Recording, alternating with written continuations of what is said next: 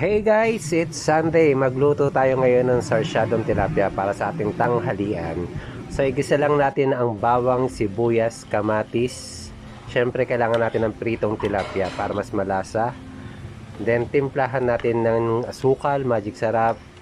Palambutin natin. Tapos lagyan natin ng pandesal pampalapot. So habang lumalapot yan, ihulog na natin yung piritong tilapia para lumasa. So, timplahan natin yan kung anong gusto nyo, patis, paminta, konting asukal.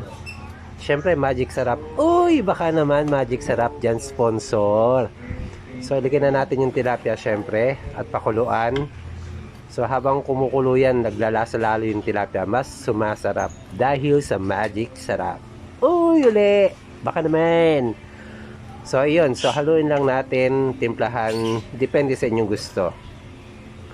So, iyan, for Sundays lunch natin, sarsyadong tilapia. Masarap yan kateron ng mainit na kanin.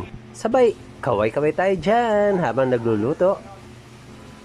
Yun, no? Wow, peace, man! So, ito na ang finished product natin, sarsyadong tilapia. Bye!